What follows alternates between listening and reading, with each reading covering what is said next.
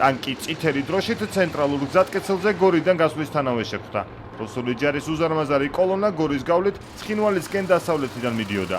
ჩვენასობით ჯავშან მანქანამ ტანკმა და ჯარისკაცებით სავსე სატვირთო ავტომობილმა ცეცხლწაკიდებული მდელოების ფონზე ჩაგვიარა. რუსული ჯარი გადის, მათ ფეხქვეშ კი ქართული მიწა იწვის.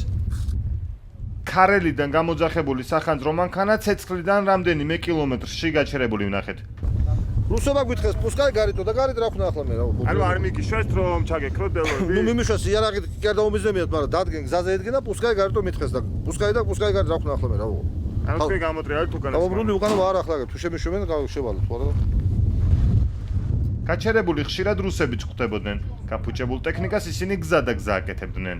Сторон Цхинвали едете? Да, в Цхинвали. А откуда едете? Знаете, где устояли, где базировались? Ну там село Шахури, что ли, Шухури, что ли, я не знаю. Хотя вы скажите, вы уходите? Он выполняет задачу. Еще раз говорю. У нас есть лицо, которое взаимодействует с прессой. Должен сказать, они скажут. Все. Хорошо? Никаких комментариев. Абсолютно. Хотя вы Non тоже comments. скажите, уходите из нашей страны или нет? без комментариев. Без комментариев? Хорошо, спасибо. Коридон ხაშურამდე ერთადერთი რუსული ბლოკპოსტი ჩვენ ქარელთან გვხვდება.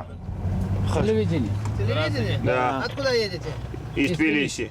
Туда уже у вас разрешение, все есть, да? Да, ясное дело. У нас все есть, командир. Все аккуратно, да. Давай. До свидания. Счастливо. დანარჩენი გამშვები პუნქტები უკვე აშლილია. გზატკეცილზე რუსების ადგილს ნელ-ნელა პატრული იკავებს. ჩვენ არ ვიცი გენაცვალე რა ხდება კეთოთ მანქანებს არ ვუშვებთ იქითკენ ეს წუთია მოვედით აი ეს წუთია მოვედით ანუ ამ წამს გითხეს რომ ახლა მოვედით და დავდექით პოლიციის თანამშრომლები საჩხერის გადასახულთან დადგნენ. რუსული სამხედრო კოლონა, რომელიც ჩვენ გზაზე შეხვდა, სწორედ იქიდან დაიძრა ცხინვალისკენ. რუსები ოსიაურის სამხედრო ბაზიდანაც გადიან. შენობები და ყაზარმები გაძარცულია, რაც თან ვერ მიაქვთ ანადგურებენ. ერთ-ერთი აფეთქებისგან ხაშურში რამდენიმე სახლიც კი დაზიანდა. გავიგონეთ ხმა ძალიან დიდი ხმა იყო რა. ხალხი კინაღან გადმოცვინდა ბინიდან. და აგერ შეხედეთ, ეხლა სტეკლო აღარ უკეთი არაფერი, ბინები დაისვრა სულ ბინები, სტეკლოები.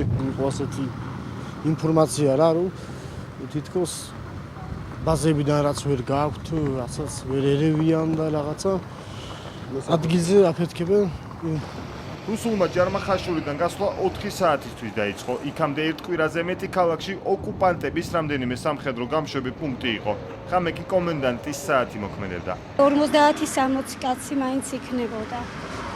რა ვიცი, ახლა ჩვენ არაფერს არ გვერდჩიან, მაგრამ ყოველ შემთხვევაში მაინც საღამოთი მაინც გვეშინია და ძილი არა გვაქვს ისეთი როგორც უნდა გქონდეს. თუ გავიდა სახლებიდან თუ დაწალეს სახლი. კი, ძალიან ბევრი გავიდა.